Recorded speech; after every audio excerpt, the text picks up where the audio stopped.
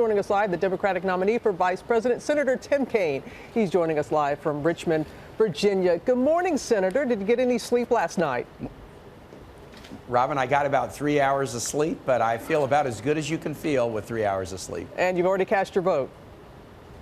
I have indeed. We opened the polls at 6 a.m. in Virginia. I got there at quarter till, and by the time I had voted, there was already quite a long line in my neighborhood. I was excited to see that. And we're seeing already long lines all across the country as the polls are opening. Senator, what have you seen so far, be it the early voting and such, these last few days out on the campaign trail that have given you confidence or possibly concern? What have you seen?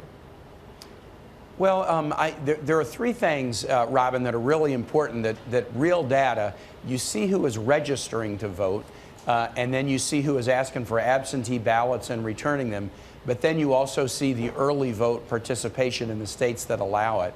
And what we're seeing in terms of early participation is very, very strong.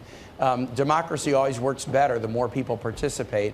And I think the energy and enthusiasm about what we believe will be a history-making race, that's the thing that gives me the most, the most feeling of optimism right now.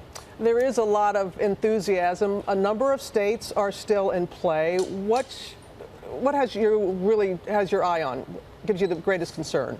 Well, yeah, there's a couple of states that I call checkmate states. So there's probably 10 or 15 that are battleground states, but the ones we watch really close are checkmate states.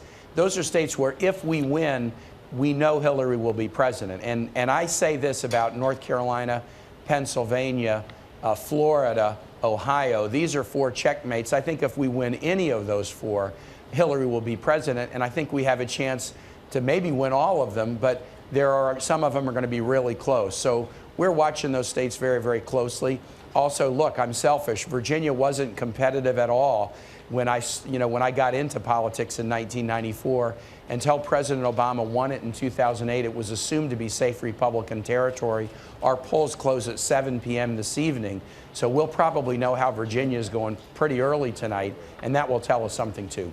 As voters head to the polls there in your home state of Virginia and all across the country, people who will be voting in favor of you, those who will not, what do you say to those people, the American people, who are going out to let their voices be heard today after such a challenging election season?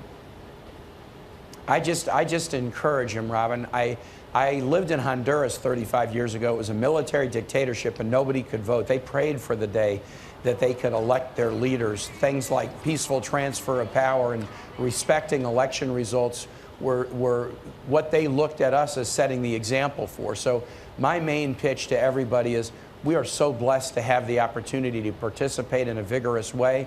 We just passed more than 200 million Americans registered to vote in this country, and I just hope we see record turnout for what I believe is going to be a history-making election. And a peaceful one at that. All right, Senator Tim Kaine, thank you very much. I know it's a long day for you. Thank you, sir.